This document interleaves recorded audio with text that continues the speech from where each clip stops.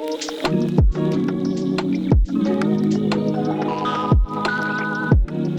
everybody. Welcome back to my limited podcast series on the 12 signs of the Zodiac. My name is Brie Rhiannon. It's great to have you guys here and back on this episode that we are discussing for the Scorpio sign of the Zodiac, which also happens to be my personal sign, but also a lot of my personal energy. I actually have a Scorpio stellium. So I have Sun, Mercury, Venus, and Pluto, but all millennials have Pluto and Scorpio. And it's all conjunct in the 10th house on top of my MC. So this episode is going to be a little bit more personal for me than some of the other ones are, being so tied deeply to my personal energy. And we are learning the 12 signs of the Zodiac through the axis and constructing them by axis, as well as through the lens of scientific frequency, the frequency spectrum of definition of labeling when it comes to astrology.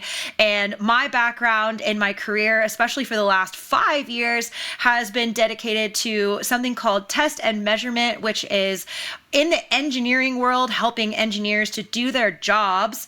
But I am also a second generation astrologer. My mom came before me. She's a professional astrologer while I was growing up, and now she also is a sound healer. And her sound healing is based in quantum physics as well, with the body being mostly made out of water, cells being mostly made out of water, and humans responding really well to sound. So through the pattern recognition skills that I have and just like connecting dots over the last 5 years, especially due to my job in the engineering world, mostly focused on aerospace and renewable energy and battery, I started to apply the laws of physics, quantum physics theories, quantum mechanics, electrical engineering, mechanical engineering, fluid dynamics, you name it, all these engineering principles to the zodiac wheel and to astrology and how I understand it and read it. So this podcast series, this limited podcast series, is with that in mind and applying all those concepts to it. And also, just in my little introduction, I have a lot of hair, so I'll get a little bit of my hair out of the way. I am dressing in theme for each of these 12 signs of the Zodiac per episode. I did major in fashion merchandising, and I spent a long time as a stylist, and I still love clothes, and so I thought it would be a little bit fun. I call this my Wednesday Addams dress. It has this little like velvet bow up here. I know I have to be standing up. I'll be posting pictures on my social media of these outfits so that you guys can see them better, but for the people watching video, they can see what I'm wearing. And of course, we know Scorpio as the dark, mysterious sign of the Zodiac, which I think is really funny because I don't, listen to me, look at me. Am I really that mysterious? Probably not. But technically speaking, it is the sign of the Zodiac that quite literally rules the hidden, the unseen, mysteries, the occult, witchcraft, taboo, rituals, things like that. So I just thought it would be fun to wear my Wednesday Addams dress for that today. But what we're really going to be diving into are understanding these 12 signs of the Zodiac through their rulerships, which I really view as building blocks. So I always say that you should start at a certain place with the sign of the Zodiac, and then we're going to learn each of the rulerships as in order as building blocks, and those are going to be sign of the Zodiac, which is Scorpio, the house. So here we are going to be in the 8th house today. And then after that, you put the planet on top, and then you put the element on top of that, and then you put the mode on top of that. And then lastly, you look at the symbol. So we're going to be going through those building blocks today of rulerships and discussing how those help you remember all of these 12 signs of the Zodiac and what they rule and their archetypes of energy and frequency, and really as a spectrum, but also as an axis. So keep remembering we are going through all these 12 signs of the Zodiac as an axis. So we will also still be discussing Taurus today, as we are also discussing Scorpio, as we are in each episode, even though they all have their own separate episodes. We are building the entire Zodiac wheel by axis, and that is how we see how the polarity works. That is also how we see, even moving through these signs and houses, that there is this equal and opposite reaction, that law of physics physics that gets contained throughout the entire zodiac wheel, that each sign is reacting to the sign that came before it, but also on the axis, we have a plus and a minus on a battery. There's always a projective side and a receptive side. And we're also taking away what in traditional astrology, when you are taught a lot of these things, there are gender assignments where, even assigned to the elements, it's like, oh, all water signs are feminine. And I'm taking that out of this as well. We are going to deconstruct from the gender assignments of even divine masculine and divine feminine. And the Scorpio Taurus axis is a really, really great axis to discuss those types of things because of the ancient planetary rulership on Scorpio of Mars that a lot of people forget about. So when we're doing the planets, we're also going to talk about 2 today when it comes to Scorpio, when normally there's only 1 planetary assignment. And why is that? That's because there's a difference between ancient astrology before we invented telescopes and we were able to discover all of these outer planets that we have since discovered. So today people know Pluto as the ruling planet for Scorpio in astrology. And I always like to teach both so that you can understand how the spectrum of frequency of Scorpio really does contain both the rulerships for Mars and for Pluto. So we will discuss that in our building blocks today as well. And then we will also discuss the duality of these signs. In order to understand duality, it's really important to know that nothing is really good or bad. Everything just is. And seeing things as good versus bad or strengths versus weaknesses, the way pop astrology and mainstream astrology tends to do, they tend to put these signs of the zodiac in a box. They tend to pigeonhole them and put these things in stereotypes and say, oh, that we love that about Scorpio, or we hate that about Scorpio, or whatever it is. We see it as a strength or a weakness. I'm going to challenge that as well. And basically, duality means that these assignments that we see as good versus bad, we can always seek and find additional information to flip that perspective over, and free will is involved, and it is a choice to see a perspective differently. And Scorpio is really good at doing that kind of stuff. So that's going to be really heavy probably in today's episode. And then also we will talk about how these energies go into detriment or become dissonant, and that we are in this human experience really just seeking resonance at all times, but also that dissonance is still a good thing and dissonance is required for growth. So there we are, flipping perspectives on their heads already with my personal Scorpio Mercury here at all times in all of these episodes. But yeah, we will look at how when the energy goes into detriment or dissonance, it will be grounded within the other end of the axis. And that the reason that we learn as these things as an axis isn't just to help us learn them better, remember things easier, and break down astrology in a way that is not as daunting as people might feel and think that it is, but is also so that we can learn how to ground our own personal Scorpio energy, whether we have placements or not. We are all interacting with all 12 signs of the zodiac. And here is my Martian cat. This is Noodle, and I wanted to do this in one of the other episodes, but she went away and she didn't get to, so I will do it right here, right now.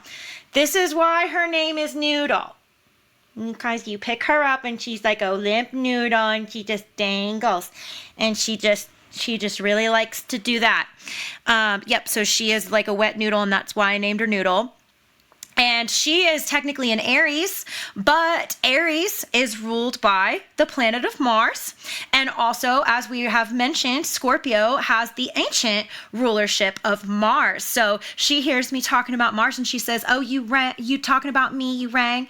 So yes, we are. And we welcome Noodle to the podcast. Okay, so let's dive into it, starting with Scorpio, right? So Scorpio is the 8th house. The 8th house, what is the 8th house? What is the spectrum of frequency contained in the 8th house, and the definitions of assignment of that energy within the 8th house? We can also piggyback to the Taurus episode and the 2nd house and see how we learn what the 8th house is, even grounded in what the 2nd house and what Taurus is. So if we remember, Taurus and the 2nd house is ruling external resources and the things, the energy that exists outside of us that we go and seek out, not just to survive, but to thrive in this human experience and in this earth-based reality. So, moving into the other end of the axis from the second house to the eighth house becomes the converse of that because we are working within polarity here, right? So, the converse of external resources is internal resources. But also, this is where you get those rulership assignments when it comes to Scorpio of what you cannot see. The hidden, the unseen, the mystery, the depths, also the shadow side, the shadow self, and all of those things. So when we are also looking at what internal hidden resources are, these are not that visible on the surface. So this is also the house of shared resources, because when you just are walking along the street or observing people who exist outside of you, you don't necessarily know just looking at people who is sharing resources with each other. So actually, this is also, the eighth house is also the house of corporate finances. It's the house of marriage finances, like a contractual agreement between people, but it's also the house of business partners and like the finances and resources, company assets, things like that, assets that exist between people that are shared, okay?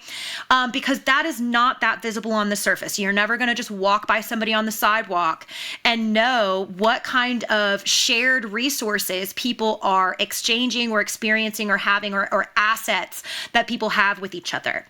But this is also the house of ritual, because in order to come to that agreement that you are going to share these internal, more hidden, less spoken about resources between multiple parties, you do have to come to an agreement in order for that to happen.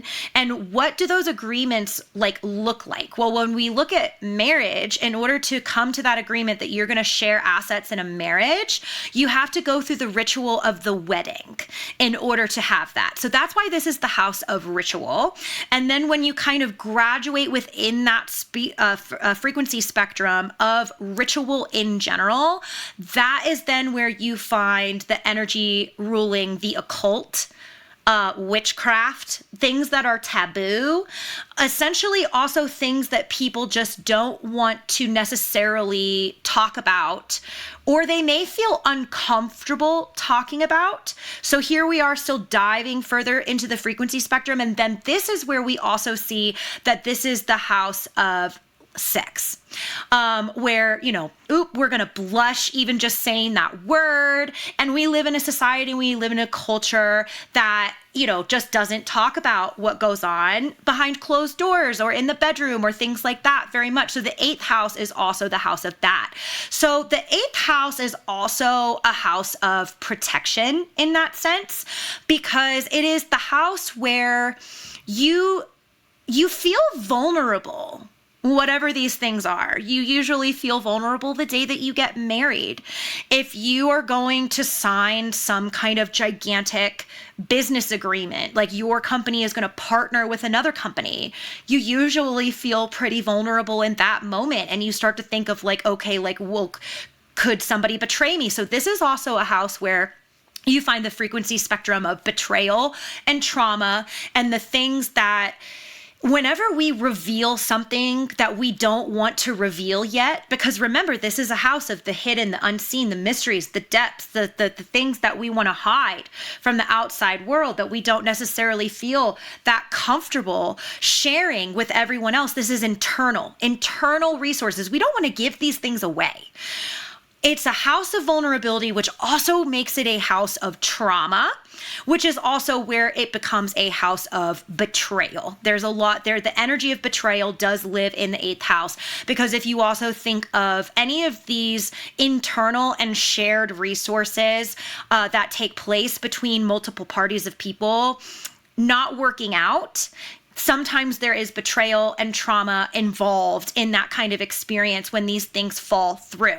So that is really the definition, it's a lot. The eighth house is a heavy house. I think we can go ahead and label it a very, very heavy house and a very heavy energy. And looking at all of the things that the eighth house rules, that even though it is on the darker side, it is containing some darker themes such as trauma and betrayal and difficult emotions such as that. Okay. So that's our first building block, is the house, because I always like to try and mention, I may not be mentioning this on every single episode, but on your own personal birth chart, the definitions of the houses don't change. Even though the rulership of what sign of the zodiac rules your eighth house is going to probably be different than Scorpio, because you have to have an Aries ascendant in order for your eighth house to have the rulerships of all of the traditional zodiac wheel to be the same. The house definition of rulership and all of the things that the house rules and contains does not change. You just change the flavor of the different side of the zodiac that gets imposed upon that house based on your birth time and location when you read your own birth chart, and it is defined by the ascendant. So I do like to mention that is why we are starting with what is the definition of the house first, as your first building block when it comes to understanding these 12 signs of the zodiac and what they all rule. So after we take a look at the house, what we are going to put on top of it is then the planet. Now, Scorpio, like I mentioned, we've got 2 planetary rulerships, and I do find it to be important for people to know the ancient rulership as well as the modern rulership.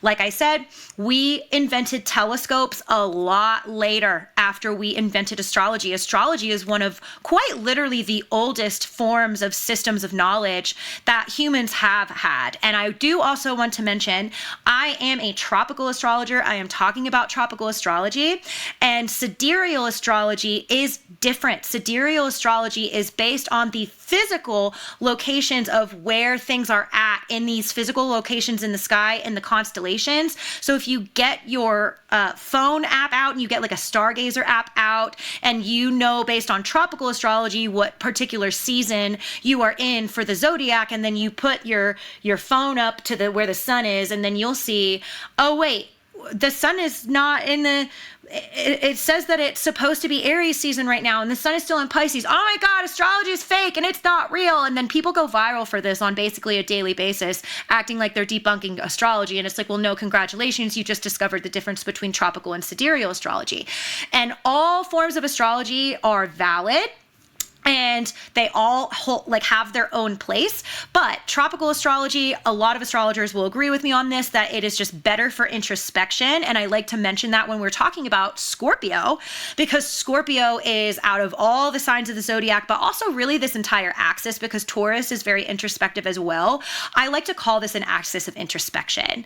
And Scorpio in particular, by ruling the hidden and the unseen, is automatically internal and automatically introspective, and ruling the shadow side, and also ruling transformation and transmutation and all of that. Scorpio is a sign that is really, really adept at introspection. And so tropical astrology, just to plug that is kind of like as a tool, really, really good with that. But the reason being that your stargazer apps are showing you that the sun is in a different constellation than your tropical zodiac seasons are telling you that they are, is because of something called precession. And as we float through our galaxy, as we float through the Milky Way galaxy and the universe, things are moving, things are changing. And back when we first invented astrology, it was actually astronomy. The 2 words were synonymous. They no longer are.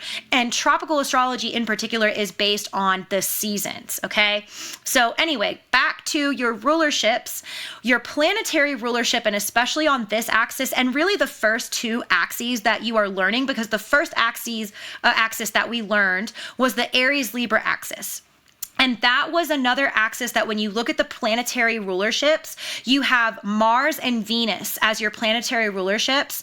And that automatically takes you to a certain place in the mind that engages in polarity, because you get that phrase, men are from Mars, women are from Venus. And now moving to the second axis, moving from the Aries to Taurus, and you're building from Taurus, it still is a Mars and Venus rulership, but the polarity is flipped. And the polarity is flipped because the entire zodiac wheel is engaging in that law of physics. For every action, there's an equal and opposite reaction. And that's contained whether you are moving from the first house to the second house between Aries and Taurus to start building, or that it is contained within the axes themselves. Across the axis, one side is projective, one side is receptive. And the first axis, it was projective first and then receptive second. It was Mars first and then it was Venus second. And now it's flipped, and it was Taurus is ruled by Venus and Scorpio is ruled by Mars. So the polarity is flipped. So even though we have that phrase, men are from Mars, women are from Venus, if we're deconstructing from the gendered stereotypes that can unfortunately unconsciously induce bias, and any kind of bias that is induced in your learning process of anything, it's going to create unintentional blockages of understanding. And you're not truly going to understand the way that this energy can operate from a mechanical standpoint. So rather than seeing Mars as a divine masculine and Venus as a divine feminine, we are going to see it as a directional movement of energy. So Mars is a projective energy. What is projective energy? Projective energy is simply energy that is moving out and away from you. And then what is receptive energy? Receptive energy is moving towards you. So this is projective is out and away, receptive is moving towards you. And we see that again on this axis through the rulership of Mars for Scorpio. And also you can see it in the traits that show up in Scorpio all the time. There is a really, really old meme, and it is of fire coming out of a faucet. And I believe all it literally says on it is Scorpios. And there's a joke that Scorpio, because when we get to element, we are going to talk about how Scorpio's element is water and what that means. But there's a lot of passion and there's a lot of fire when it comes to Scorpio energy. And I can attest to that. I'm very, very, very passionate. And sometimes Scorpios can also have anger issues or temper issues. They can be quick to anger, or they can also be labeled as aggressive. And that is really seen through this ancient rulership of Mars, because the first rulership of Mars, being Aries, is a fire sign. And so we do have the element of fire contained in that energy of Mars, and Mars is not changing its energy just because now we're in a different rulership when it comes to Scorpio. But we are changing the mechanics of the way that Mars will work when you add the element on top of it.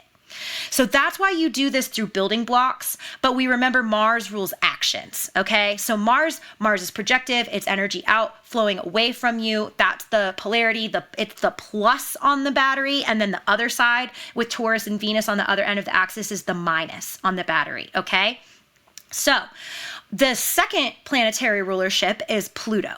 Obviously, it took a really long time for us to discover Pluto. And then Pluto was, not so recently. I think it's been over 10 years ago that Pluto was demoted as a planet. I cannot remember the years for these things right now. But in astrology, we did not demote Pluto from being a planet. And we also even look at other types of planets, dwarf planets, asteroids, things like that. Astrology is that type of rabbit hole. So in our world, the planetary rulership of Pluto still stands. We did not demote Pluto. Pluto in, Roman mythology is the god of the underworld. So Pluto makes a lot of sense, and it can help you remember other aspects of what Scorpio rules, because Pluto is not just the god of the underworld, but he's a god of transformation. So if you like to learn mythology can really help you out when you're learning astrology. It can help you by understanding the mythological archetypes, because those are also just other systems of knowledge and frequency spectrums that are labels of definition and assignment of energy and what that energy represents, okay? But that god of the underworld takes you right there to the 8th house rulership of the hidden, the unseen, unseen, mysterious, and all of those things that we already talked about. So understanding that it's both of these planetary rulerships and that Scorpio is a very, very active sign. It wants to do and take action, but it's also very passionate and things like that. That's found in the Mars rulership. But then this sign of transformation, transmutation, and all of that is found in the modern rulership of Pluto when it comes to your building blocks. Okay. So back to the beginning, we're starting with Scorpio, and then we put the eighth house on top of it, right? And we understood what the eighth house represents and everything that is contained in the eighth house. And then on top of it, we put our planetary rulerships. With Scorpio, we know we have two, and it's Mars and it's Pluto. And we're also seeing how those things tie to the eighth house rulerships as well. And then we're going to put our element on top of it. So what is Scorpio's element? Scorpio's element is water. Okay? So water is the only element that has these different forms. It has different physical forms. Water can either be gaseous, or it can be liquid, or it can be solid. It can be ice, right? So there you see that this element is transforming and transmuting itself. So automatically, any sign of the zodiac that is a water sign, it's going to be tied to transformation and transmutation in some way. But as we are building the zodiac wheel and learning all of our elements by axis, and we're learning the first two axes, you get your four elements out of that. So therefore, Scorpio is actually the first water sign of the zodiac in the way in which the zodiac wheel is actually traditionally built, through polarity. Okay? Now, learning all of these 12 signs of the zodiac one by one by themselves in order, going 1 through 12, would not give you that information. Okay? You would lose that information, and you would not know that the way that the zodiac wheel is constructed actually puts Scorpio as the first water sign of the zodiac, which is why Scorpio, as the first water sign of the zodiac, is the sign that actually rules transformation and transmutation as an archetype, as a sign, as the 12 signs of the zodiac. When we learn about Cancer and Pisces, those are being built in axes that come after these first four axes. And so as water signs, even though they are adept at transformation and transmutation, they don't technically rule those subject matter and definitions in the traditional sense the way that Scorpio does. So just on my soapbox on why we are building by axis and how and why it makes astrology itself so much easier to learn, and it will make everything make more sense, and things will come a lot easier and feel a lot less complicated. And again, we're going to learn that through the mode, which is the next thing that you're going to stack on top of your element when you're coming through all these building blocks to learn what is Scorpio, what is the eighth house on this traditional zodiac wheel. Because the mode is, there's only three modes. There's either cardinal, fixed, or mutable. And then as soon as we find that out when we're learning astrology, things can feel like it gets automatically hard. Because if there's only three modes, that means that there's going to be 4 signs per mode when there's 12 signs of the zodiac, just doing math. But you don't have to learn them all separately when you are learning by axis, especially when it comes to mode, because the entire axis is always the same mode. So the first axis that we learned of Aries and Libra was the first cardinal axis. It's always the beginning of every season. Aries is always the beginning of spring on the spring equinox. Libra is always the beginning of fall on the fall equinox. So then you're also going to contain this equal and opposite reaction of the laws of physics that you are learning through construction of this zodiac wheel. And the equal and opposite reaction to cardinal energy is always fixed energy. So the next axis that comes after Aries and Libra, being the Taurus Scorpio axis, is always a fixed axis. And then the next axis we will learn after this is always going to be a mutable axis, which is going to be the Gemini and Sagittarius axis, and they will have their own separate episodes. So cardinal energy is starter energy. It is motivated. It's fast. It's movement, right? It's starting something new. And so the answer to that always being an equal and opposite reaction through understanding that polarity is contained through the entire zodiac wheel is the stoppage of motion. So as far as Scorpio is concerned, this is really, really interesting and adds a lot of layers to the Scorpio energy and understanding what it is and how it works and how it mechanically operates, because we have this sign of the zodiac that is actually ruled by Mars, which is a projective, fast-moving energy, but then it is a fixed sign. And it is a fixed house, but also it's the energy of transformation and transmutation. So we have within Scorpio both the movement of Mars as well as the stoppage of motion when it comes to being a fixed sign. And fixed energy isn't just about the stoppage of motion. It's also stubborn. It doesn't even want to change a little bit, but then here Scorpio is ruling change. So what's really interesting about Scorpio is it's almost, and this is where you get all these layers of the hidden and the unseen and the depths and the mysteries and just like what cannot be seen on the surface. There is polarity contained within polarity, basically. Like this is like polarity inception is what we are looking at inside of Scorpio because of the way that all of these rulerships are interacting with each other, and this sign quite literally ruling transformation and change, but then being fixed and kind of being resistant to transformation and change at the same time. So when people call Scorpio a very, very complicated energy, you can really see that when you are learning all of the rulerships and these building blocks of what Scorpio is and represents. So after you learn the mode, and again, the whole axis is the same mode, so Taurus is fixed too.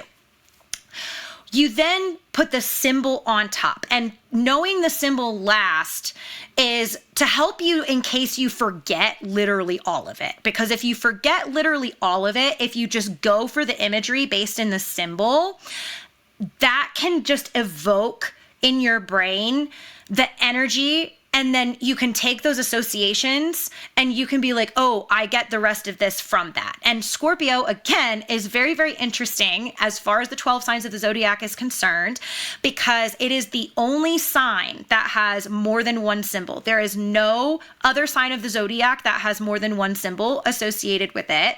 And Scorpio doesn't just have one, it has three. And on your emoji keyboard, if you go look at it, it's going to be the scorpion is the symbol of the zodiac that everybody like knows with their eyeballs. And like if you're looking at a wheel of the zodiac that has like the symbols drawn on it, it's going to be the scorpion. But Scorpio also has the eagle.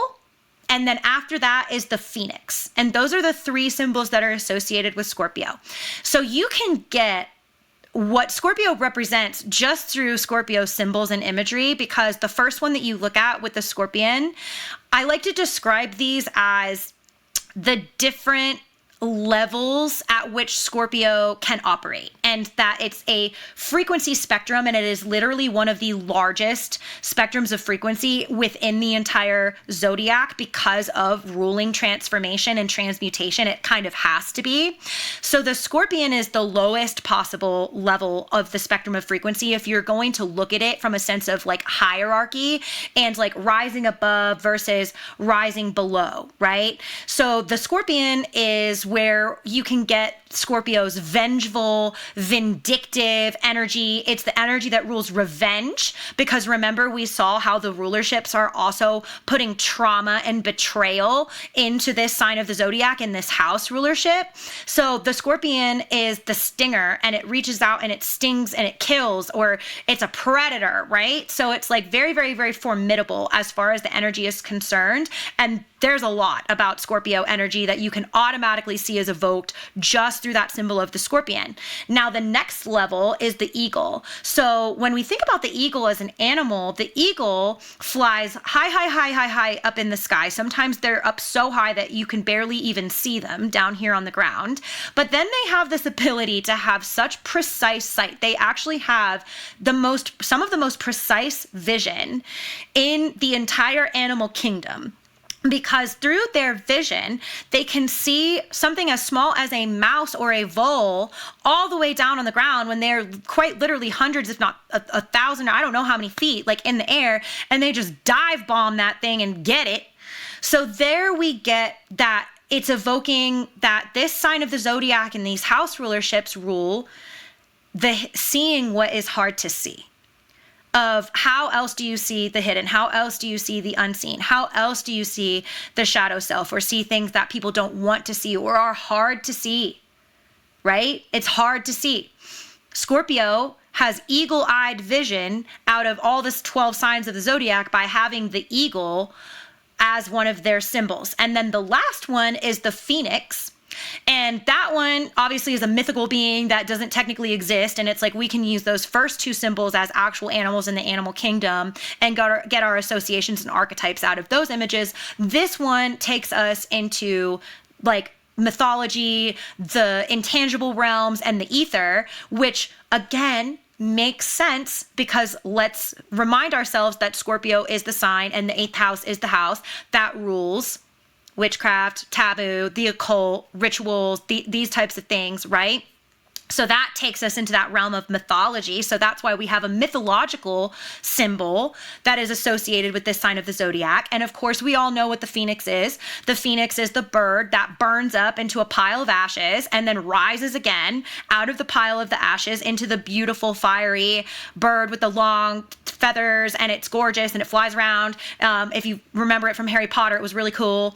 And so, yeah, that is quite literally a symbol of physical transformation of that. But not just that, it also evokes that trauma of going through something hard, to be burned down, deconstructed down into nothing but ashes, but then still rise again. Okay. So all of that was gotten and evoked just from the 3 symbols of Scorpio. So if you forget literally all of it while you are learning astrology, you can just go straight to the symbols and you can remember pretty much everything that Scorpio rules through the 3 symbols. And that's why those building blocks need to be stacked in that way, with the house first, then the planets, then the element, then the mode, and then the symbol, and you're good to go. It's like totally gravy. You remember absolutely all of it, and it is not so hard. So now that we have our building blocks of energy assigned to this section of the zodiac wheel, we then can understand the duality of the archetypes and just this spectrum of frequency that we are living in. Especially for Scorpio, this is really, really, really important, because Scorpio in particular is automatically one of the darker signs. And it's like we're mentioning things like trauma, betrayal, revenge, vindictive, like things like that, right? So we have pop astrology and mainstream astrology tends to put these energies into boxes and stereotypes. And it tends to label these signs of the zodiac and people who possess these types of energies either as, oh, that's a strength or that's a weakness, or I like that about them or I don't like that about them. And when it comes to duality, we need to understand that everything is not necessarily like good or bad, and everything just is. And whatever we view as a strength, we can seek and find more additional information to flip that over and see how that can become a weakness. And everything that we see as a weakness, we can seek and find more information and flip that over and see how it can become a strength. So it's really, really important, but especially for Scorpio in particular, to really be engaging in duality, and also people that contain and possess heavy Scorpio energy or placements. And what do I mean by heavy placements? What defines that? How do you know that you have heavy Scorpio placements?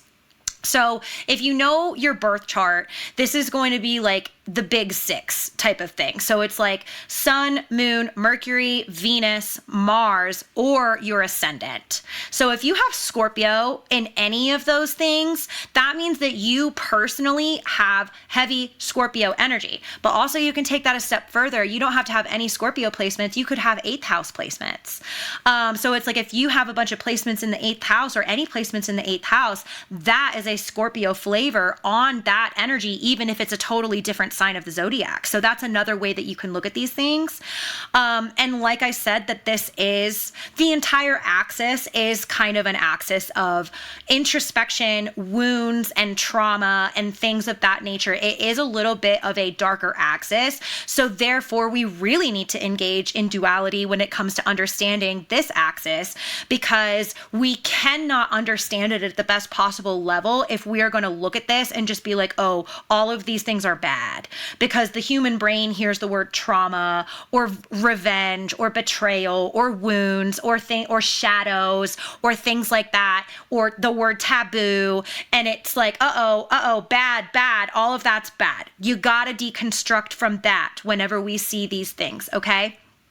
So the archetype of Scorpio being the energy that has the ability to really see and witness the shadow self, that is actually a really major strength. That's a really, really major strength, because Scorpio ruling internal resources, Scorpio is incredibly resourceful, because also when you induce that rulership of transformation and transmutation, Scorpio has the ability to look at something and then change it to something else. So that is a major superpower, where even though this can be an energy and sign that, especially people who have heavy placements or possess a lot of this energy, they could be experiencing a lot of wounds, they could be experiencing a lot of trauma. They also have the ability, because they have to, in order to move through life more efficiently and better, they have to be able to transmute that trauma. They have to be able to transmute that pain. And in order to do that, you have to have the ability to see what is incredibly hard to see. Because if the human brain, and it's not if, it is, this is scientific, this is just neuroscience, the human brain is hardwired to focus on the negative. The human brain is hardwired to focus on our trauma, focus on our wounds, focus on what makes us feel like a victim. And it makes it very, very, very difficult to get out of that. We could be surrounded by a bunch of teeny tiny little nice things in our day, but if one bad thing happens, it's like, oh, that entire day is just ruined. Even though when you look at your 24 hours in your day, maybe take out eight because you slept or whatever, but it's like the waking hours that you have of, 16 hours or something like that in which you were doing something, you only had one bad thing happen and it didn't even take up an entire hour. So all the other 15 hours were technically good, but because that one bad thing happened to you that day was the worst day of your life. That's how the human brain works. We are hardwired to look at the negative and not be able to see past it. So then when it comes to experiencing our trauma and when it comes to experiencing pain and working on our wounds or working within our wounds, in order to feel like we're allowed to have good, and then this is where we're going to start to see that we are grounding in the other end of the axis with this energy, that we're going towards Taurus. We're being taken towards Taurus, because Taurus is that energy of what fulfills us. Remember, it's the external resources. It's the energy that exists outside of us and the things that we're seeking out to fill our cup. And it's the house of abundance. And so it's kind of like the polarity of this axis is the good is over here with Taurus, and then the hard is over here with Scorpio. Okay. And you cannot have one without the other, but that the understanding of what the human brain is going to label as bad, as trauma, pain, wounds, going through these things, like in this other side of the axis with Scorpio, and the things that make us feel vulnerable that we don't want to share. And then if those things get found out, that experience alone is trauma. So that is contained over here in this axis.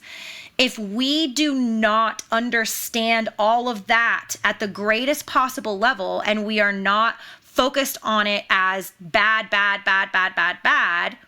then our energy on the other end of the axis cannot even function. And that is the energy of our Venus energy, our reception, how we receive, and also how we receive our abundance, how we receive those external resources. So if everything is like misunderstood and screwed up over on the other end of the axis within Scorpio, oh my gosh, like we are just so crippled. We cannot see anything good. We cannot experience anything good. We cannot receive anything good, because all we are doing is like living in the depths of our trauma and our pain and our shadows at a level of misunderstanding with lack of duality, in which our human brain that is hardwired to focus on the negative is not able to get out of. And it's that dark night of the soul. Okay, that's here in the Scorpio, in this eighth house energy in Scorpio, is the dark night of the soul. And that it's a common story. It's like we write fictional stories about this. There are movies about this, but that's because art imitates life, right? And that this is just a part of the human experience, that overcoming our trauma and our pain and going through our dark night of the soul is typically our story of how we then found our success, right? And there's so many people, there's so many stories of how people were knocked down and what happened to them and how awful what they went through was and what they had to do in order to wade through that experience, feel, validate, process everything that they went through, whatever it was, to then rise to the occasion and overcome that challenge. And then when they did, they suddenly reached their most abundant era in their life. And that is the story of this entire axis as a whole. Is that experience takes place with Scorpio in the 8th house and all of that energy. And there has to be that transformation and that transmutation of what is hidden and what is not seen. Because also, you hear it all the time that whenever you go around and meet somebody, you don't know what they're dealing with. You don't know what their problems are. You don't automatically get that information, and they have to open up to you and they have to become vulnerable for you to get their story. And that's also contained here in this part of the axis with Scorpio and 8th house energy. So if the energy goes into detriment, that is when these personality traits of these signs of the zodiac come out that pop astrology or mainstream astrology are labeling as bad, problematic. Scorpios are vengeful. Scorpios are vindictive. Scorpios are manipulative. Like, it's just like they're saying all this stuff about Scorpios being this evil type of energy. You've heard it. And like me over here with all of my Scorpio energy, of course I've heard it. I become the villain in so many people's stories. So you hear it all the time.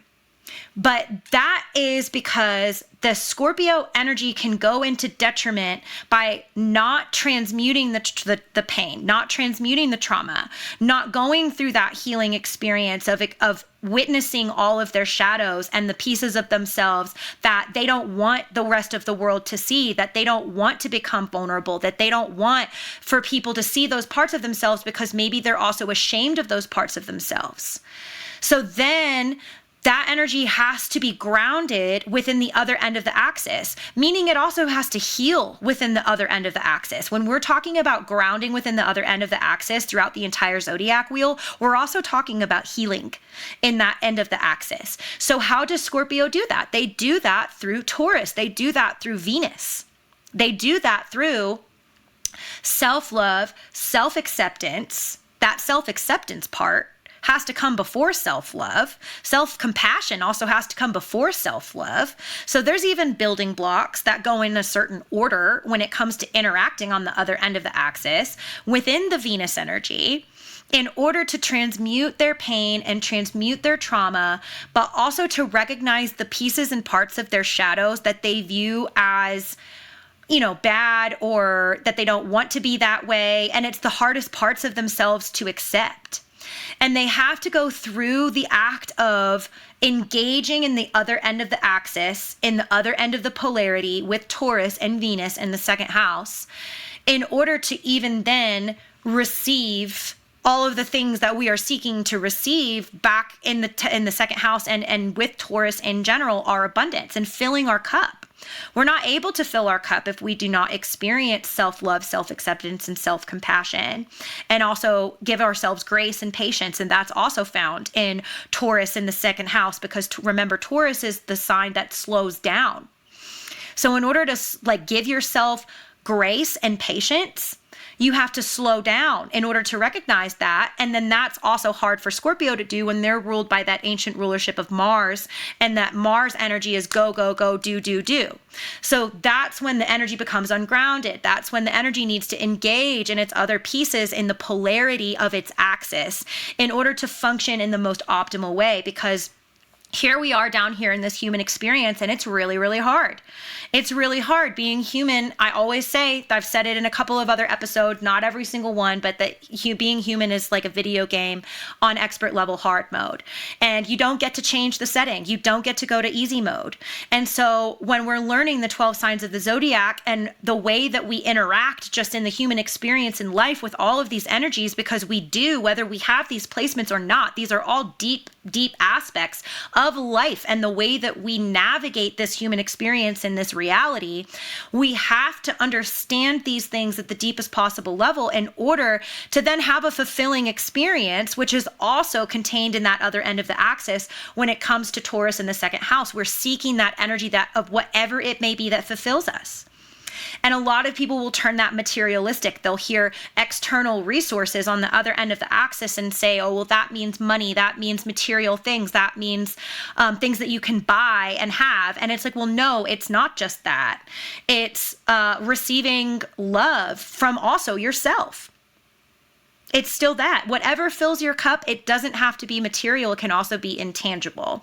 And that's a big part of the understanding of Scorpio, and also really the top half of the Zodiac. The top half of the Zodiac wheel is the intangible. It's things that you can't necessarily touch with your physical hands, or you can't see with your eyes. And talking about that with Scorpio is really important, because it's really the section of the Zodiac, because it's the second axis that you're building, right? So from here on out, the 8th, 9th, 10th, 11th, and 12th houses that we will be building through the other axes from here on out, this is the part of the human experience and living in this physical realm that has become intangible. And that's why Scorpio rules the unseen and the hidden and the intangible and internal resources. It quite literally starts right here on this part of the axis and in this house, okay? And we have to understand that, because 97% of this entire physical realm is actually made out of dark matter. Dark matter is the matter that we cannot physically see with our eyes. Science is having a really, really hard time even understanding it, but we do know that it's there and we're working on it. And that in particular, that has Scorpio written all over it, okay? Only 3% of this entire world that we live in is governed by tangible energy that we can see. So there's a deep importance in understanding the intangible that we also get through Scorpio, and why we have to have that eagle-eyed precision of sight to be able to see what we cannot see, because Scorpio and the 8th house is the recognition of us living in a largely intangible world and navigating living inside of intangible energy. And if we don't have that right, that's why it's directly tied on the other end of the axis to the external, tangible, more tangible resources, even though we are turning it conceptual and we are recognizing that not everything in the second house in Taurus that is going to fill our cup is something necessarily tangible that we can see or touch or taste or things like that. There are aspects of it that are intangible. However, it is tied to the tangible aspects of it. So I always like to look at this axis of the axis of matter as well. because it's like Taurus in the second house is the part of the axis that rules that 3% of what is tangible and what we can see, and that we are labeling that as our external resources. And I'm going to like seek that out and I'm going to find it and get it. But then as we're graduating, we're also going to recognize that it still is intangible, but then we're going to go on to the other end of the axis within Scorpio, and it's going to become fully intangible. And it's going to basically be almost nothing that you can see, touch, or taste or anything like that. And we have to be able to see and understand and work with all of those aspects of energy, of intangible energy, in order to be sent back to the tangible and get what we need out of the tangible aspects of our experience. So, wow, I think I'm coming up into I think that's it. I think it's like Scorpio has said everything they want to say when it comes to that. It's like, okay, so we have reached the end of this episode on talking about Scorpio and all of the things that the definition of frequency and labeling assignment of all of this energy in this section of the zodiac has. So remember, you're going back to your building blocks in order to remember all of this at all times. So you start with your sign of the zodiac, which is Scorpio, but then your house, which is the 8th house. So we learned that this is the house of internal, intangible, unseen resources, the things that you cannot see on the surface, the hidden, the mysteries, but also shared as well. So this is the house of corporate assets and finances, or marriage, things like that, which is then how you graduated to understanding this is the house of ritual, because marriage itself is a ritual. And then you graduate to understanding that this is the house of taboo and the occult and everything like that. And then also sex, because that is a shared experience between two people. That is, even though it is a physical and tangible event, everything that comes with it is very intangible and spiritual as well. And then you stacked your planetary rulerships on top of that, which we remember that Scorpio has 2, and it is the ancient rulership of Mars and the modern rulership of Pluto, and everything that those planets represent, which lets you know that Scorpio is very active, passionate, likes to do, and all those things. But then Pluto is where we get transformation, transmutation. It's the god of the underworld. So there's your hidden, unseen mysteries again. And then we stack the element on top of it, and we remembered that because we are learning the entire zodiac wheel by building by axis, that Scorpio is actually the first water sign of the zodiac that we will end up learning when we are building through axis, rather than learning 1 through 1 as in numbers 1 through 12. And that helps us understand why water as an element, which has gas, liquid, and solid forms, represents transformation. And then Scorpio is the sign that rules transformation itself. And even though the other water signs are also very transformative and transmuting things, they don't actually traditionally rule that subject matter as far as the signs of the zodiac are concerned. Then we put our mode on top of that, which is fixed. We know that that is the entire axis, which helps us remember Taurus is fixed too. And then after that, we looked at the symbols, and Scorpio is a bit special with 3, having the scorpion, the eagle, and the phoenix. And then that helps us understand this entire archetype and everything else. So I hope that this was helpful. I hope that building the 12 signs of the zodiac through axis instead of one by one is really helping you break this down into bite-sized pieces that helps you learn astrology in a way that can be easier for you to understand and easy for you to remember, but can also help you navigate your life down here in this human experience in the best possible way, so that when you notice that any of these energies are going into dissonance or detriment for you, you can remember that it's by axis, and you can just go straight into the other side of the axis and interact with that energy in order to find resonance and ground and heal whatever is going into detriment as far as any of your energy goes with any of these 12 signs of the zodiac. So make sure that you are subscribed here. If you're watching the video, this is on YouTube, but also obviously this is on any kind of podcast platform. But if you want to know that I have new episodes releasing, you have to be subscribed in order to figure that out. And you can also connect with me on any of my social media platforms. I am most active on Facebook and Threads as a writer. And on Facebook, if you're seeking community, you can find my group is is the title of my book that I am currently writing, is called Lunar Revolution, which will be all of my science-based methods of manifesting with the moon, also implementing astrology and all of that jazz. But I am Brie Rhiannon on all platforms. That is spelled B-R-I-E like the cheese, and then Rhiannon, R-H-I-A-N-N-O-N like the Fleetwood Mac song. You can also find me at my website, is just BrieRhiannon.com. So as long as you know my name, you know where to find me. I make it very, very easy. Also, if you guys want to work with me one-on-one, you can get on my website and book a session with me at any time. I do different types of sessions, full-blown sessions that last a long time, versus I have a spiritual discovery call that's only 45 minutes. I don't do energy work or anything in that one. It's just very, very, very informational. You can also just get regular energy work from me, which is typed up, and I email it to you. I have year-long packages that are really popular because hello, look at all of my Scorpio. My personal frequency signature quite literally is transformation. So if you are looking to transform yourself in any type of way, I am totally your girl when it comes to that. And it takes a long time. So working with me for an entire year is really beneficial because you can go through all of these 12 seasons and signs of the Zodiac and all of that energy.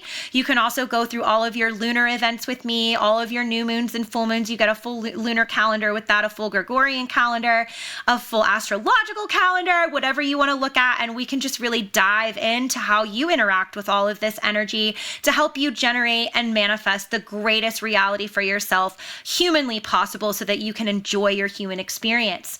I think that's about it and all I've got for you guys today. And I will see you next time, and thank you for being here. And if you happen to book and we are able to meet face-to-face, one-on-one on a video call, thank you so much in advance, and I'm really looking forward to it. And if not, and if all you do is connect with me on socials, I would just love to see you anywhere and in my communities, as we are all in this human experience together, just trying to have a good time. Anyway, see you next time. Thanks for being here. Bye.